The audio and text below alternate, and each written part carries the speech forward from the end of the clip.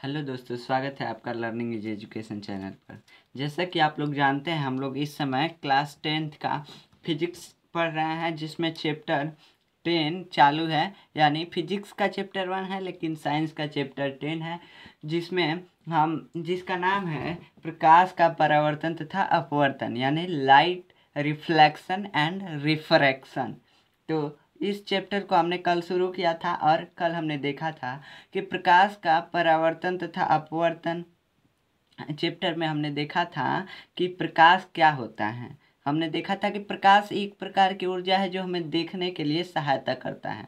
और हमने देखा था कि प्रदीप्त वस्तुएं क्या होती हैं और अप्रदीप्त वस्तुएं क्या होती हैं। प्रदीप्त वस्तुएं जो प्रकाश उत्पन्न करती हैं और अप्रदीप्त वस्तुएं जो प्रकाश नहीं उत्पन्न करती हैं बल्कि दूसरे के प्रकाश से प्रकाशित होती हैं, जैसे चंद्रमा। अब हम देखेंगे कि प्रकाश के गुण क्या होते हैं। अब प्रकाश के गुण क्या होते हैं, इसे इंग्लिश में कहते हैं प्रॉपर्टीज ऑफ लाइट, यानी प्रकाश के गुण। प्रकाश के कुछ गुण होते हैं, यानी प्रकाश इन नियमों को पालन करते हुए चलता है, तो इसी नियमों को उसका गुण कहते हैं। जैसे पहला गुण है, प्रकाश के कारण हम वस्तुओं को देख पाते हैं, लेकिन प्रकाश खुद दिखाई नहीं देता है। हम प्रकाश के चलते ही वस्तुओं को देख पाते हैं, यानी प्रकाश जब वस्तुओं से रिफ्लेक्ट होता है, यानी मान लीजिए यहाँ पे कोई वस्तु है, हमने कल भी बताया था, आज भी बता रहा हूँ कि यहाँ पे कोई वस्तु है और सूर्य से प्रकाश की किरण आ रही है, और जब तक क्या रिफ्लेक्ट नहीं होगी, यानी परावर्तित नहीं होगी, जब तक इस वस्तु से टकरा कर फिर वापस लौटेगी नहीं, तब तक हमको वह वस्तु दिखाई नहीं देगा। हमारी आंखों पर जब ये प्रकाश रिफ्लेक्ट होकर पड़ेगी, लाइट रिफ्लेक्ट होकर पड़ेगी, यानी परावर्तित होकर पड़ेगी, तभी हमको वस्तु दिखाई देगी। लेकिन हम प्रकाश को क्या खुद देख पाते हैं? नहीं ना, तो हम प्रकाश को देख नहीं पाते हैं। अब दूसरा गुण क्या है, प्रकाश विद्युत चुंबकीय तरंगों के रूप में चलता है। अब विद्युत चुंबकीय तरंगे क्या होती हैं? विद्युत चुंबकीय तरंगे, अब तरंग क्या होता है, जैसे पानी में हम एक ढेला फेंकते हैं ना, पानी में ढेला, तो उसमें बनता है ऐसे, वो बनने लगता है, जो फिगर बनता है उसी को तरंग कहते हैं। लेकिन वहाँ पे मीडियम यानी माध्यम की आवश्यकता पड़ती है। माध्यम वहाँ पे क्या है? माध्यम वहाँ पे है पानी, यानी पानी में बन रहा है। और अगर हम स्प्रिंग को ऐसे हिलाते हैं तो उसमें भी वैसे ही बनता है, सांप की तरह वह फड़फड़ाने लगता है स्प्रिंग। वैसे ही इसमें स्प्रिंग माध्यम है, लेकिन विद्युत चुंबकीय तरंग वे तरंगे हैं, तरंग इसे ही कहते हैं जो उसमें बनने लगता है फिगर, उसी को तरंग कहते हैं।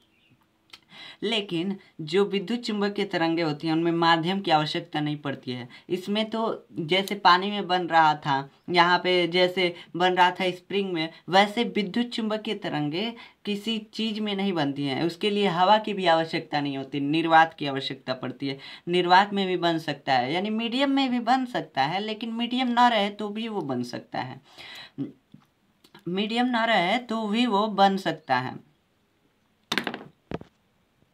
अब निर्वात क्या होता है? निर्वात मतलब होता है जहाँ हवा भी ना हो, कोई भी वस्तु ना हो, कोई भी माध्यम ना हो, हवा भी ना हो, कुछ नहीं हो, एकदम खाली हो। जैसे किसी पाइप में से आप हवा निकाल लीजिए और उसमें अगर लाइट को आप प्रवेश कराएंगे, यानी लाइट को भेजेंगे, तो लाइट पास कर जाएगी, वो फिर से वापस नहीं आएगी, चाहे वह अंधेरा उसमें नहीं रहेगा, पाइप में फिर से रोशनी हो जाएगी।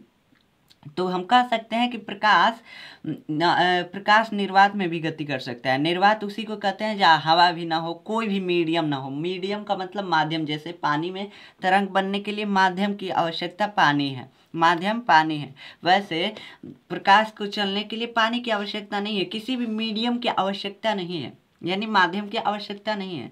तीसरा क्या है इसका गुण? दृश्य प्रकाश की तरंग दैर्ध्य 3900 एंगस्ट्रॉम से 7800 एंगस्ट्रॉम तक होती है। तरंग दैर्ध्य मतलब होता है फ्रीक्वेंसी, फ्रीक्वेंसी इसकी 3900 एंगस्ट्रॉम से 7800 एंगस्ट्रॉम तक होती है। अब एंगस्ट्रॉम बताता क्या है? एंगस्ट्रॉम ये बताता है कि प्रकाश कितने दूर तक जा सकता है, इस कलर का प्रकाश कितने दूर तक जा सकता है। जैसे लाल रंग का तरंग दैर्ध्य 7800 एंगस्ट्रॉम होता है, तो आपने देखा होगा कि लाल रंग की अगर कहीं बत्ती जल रही होती है तो वह कम से कम 3 किलोमीटर पहले से ही दिखाई देने लगती है। लेकिन अगर बैगनी रंग की बत्ती जल रही होती है तो नहीं दिखाई देती है। क्यों? क्योंकि उसका तरंग दैर्ध्य 3900 होता है, 7800 नहीं होता है। यानी कलर पे डिपेंड करता है, किसी प्रकाश के कलर पे डिपेंड करता है कि वह कितने दूर तक जाएगी। ये लाल रंग का तरंग दैर्ध्य सबसे ज़्यादा होता है, यानी उसकी फ्रिक्वेंसी सबसे ज़्यादा होती है तो वो दूर तक जाता है, और बैगनी रंग की सबसे फ्रिक्वेंसी कम होती है तो वो कम दूर तक जाता है। अब इसका चौथा गुण है, यह निर्वात में भी गति कर सकता है। अभी हमने बताया कि यह निर्वात में कैसे गति कर सकता है। पांचवा है, साधारणतः प्रकाश सीधी रेखा में चलता है। जिस सीधी रेखा के अनुदिश प्रकाश चलता है उसे प्रकाश किरण कहते हैं। अब साधारणतः कहाँ लिखा है? साधारणतः मतलब इसलिए साधारणतः लिखा है क्योंकि यहाँ हाई स्कूल में ही बस पढ़ाया जाता है कि प्रकाश सीधी रेखा में गति करता है, और आपको मानना भी पड़ेगा कि प्रकाश सीधी रेखा में गति करता है। लेकिन इंटर में आप जाएंगे तो आपको बताया जाएगा कि प्रकाश सीधी रेखा में नहीं बल्कि कुछ कर्व पाथ की तरफ गति करता है। लेकिन यहाँ पे आप इतना ही समझिए कि प्रकाश सीधी रेखा में गति करता है, एकदम स्ट्रेट लाइन में गति करता है। और जिस स्ट्रेट लाइन में गति करता है, मान लीजिए यहाँ पे स्ट्रेट लाइन एक खींच दिए और यहाँ पे टार्च जला दिए, तो इसके अनुदिश ही तो जा रहा है, इसको पकड़ के ही तो लाइट जा रहा है। तो इसी रेखा को प्रकाश किरण कहते हैं। और प्रकाश किरण को दर्शाने के लिए, जैसे हमने यहाँ पे दर्शाया प्रकाश को, तो यहाँ से रेखा से दर्शाया, इसी को प्रकाश किरण कहते हैं। यानी दिखाया कि यहाँ से सूर्य के प्रकाश की किरण आ रही है और आपकी आंखों पे पड़ रही है, तो इसको प्रकाश किरण को रेखा से दर्शाते हैं, एक सीधी रेखा से। तो वही कह रहा है यहाँ पे। अब छठवां क्या है इसका गुण? छठवां इसका गुण है कि प्रकाश पारदर्शी माध्यमों से परागमित हो जाती है तथा अपारदर्शी माध्यमों से नहीं गुजरती है। अब पारदर्शी माध्यम क्या होता है? पारदर्शी माध्यम वो माध्यम है जिसके हम आर पार देख सकते हैं, यानी इधर से देखें तो उस तरफ दिखाई दे। जैसे कांच, या कांच देखते हैं आप लोग, कांच में हम इस साइड से देखते हैं तो उस साइड की वस्तु भी दिखाई देती है। तो उसमें से प्रकाश अगर जलाएंगे, जैसे टॉर्च के आगे क्या लगा होता है? वही लगा होता है कांच, पारदर्शी होता है, तो इसलिए लाइट उसके पार चली जाती है।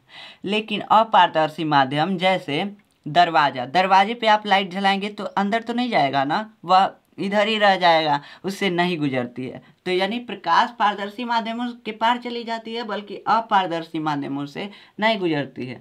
अपारदर्शी माध्यम जिसके हम आर पार नहीं देख सकते हैं उसे अपारदर्शी माध्यम कहते हैं। अब सातवां क्या है इसका गुण? प्रकाश चिकने तथा चमकदार पृष्ठों से परावर्तित हो जाती है। अब परावर्तन क्या है? परावर्तन वो है जब कोई प्रकाश की किरण आती है और पुनः उसी माध्यम में वापस चली जाती है जिस माध्यम से आई थी। जैसे यहाँ से सूर्य से आ रही है, सूर्य से हवा में प्रवेश की, तो हवा माध्यम है, हवा माध्यम है ना। यहाँ पे अगर समतल पृष्ठ, जैसे शीशा लगा दिया जाए, दर्पण जिसमें आप अपना चेहरा देखते हैं, तो यह रिफ्लेक्ट होगी। देखते हैं ना कि आप शीशा चमकाते हैं तो रिफ्लेक्ट होता है। अब यहाँ पे रिफ्लेक्ट होकर यानी परावर्तित हो जाएगी, परावर्तित होकर फिर हवा में चली आएगी किरण। तो इसी को यहाँ पे बता रहा है कि प्रकाश की किरण चिकने तथा चमकदार, यह शीशा चमकदार भी होता है और एकदम मुलायम भी होता है, यानी चिकना भी होता है, तो इसलिए यह रिफ्लेक्ट हो जाती है। अब यहाँ आठवां क्या है? एक माध्यम से दूसरे माध्यम में जाने पर प्रकाश का अपवर्तन हो जाता है। यानी जैसे यहाँ पे आप कांच रखे हैं, कांच यानी जिसमें हम देख सकते हैं, पारदर्शी कांच है, और कोई प्रकाश की किरण आ रही है, हवा से आ रही है और इस कांच में गई तो इसका अपवर्तन हो जाता है। आगे हम अपवर्तन पढ़ेंगे कि अपवर्तन क्या होता है। अपवर्तन में प्रकाश की किरण सीधी नहीं जाती है बल्कि थोड़ा घूम जाती है, तो उसी को अपवर्तन कहते हैं। जब प्रकाश की किरण एक माध्यम से दूसरे माध्यम में जाती है तो उसका अपवर्तन हो जाता है। बस इतना ही आप समझिए। अब अगले लेक्चर में हम देखेंगे कि प्रकाश का परावर्तन क्या होता है, प्रकाश का रिफ्लेक्शन, रिफ्लेक्शन ऑफ लाइट क्या होता है। यहाँ तो रिफ्रैक्शन हम देख रहे थे कि जब एक माध्यम से दूसरे माध्यम में जाती है तो रिफ्रैक्शन यानी अपवर्तन हो जाता है, और जब चिकने व चमकदार सतह से टकराती है तो परावर्तन यानी रिफ्लेक्शन हो जाता है। अब हम देखेंगे कि लाइट का रिफ्लेक्शन होता क्या है, इसमें क्या क्या होता है, क्या क्या रूल लगते हैं, इसको हम देखेंगे अगले लेक्चर में। तब तक के लिए धन्यवाद।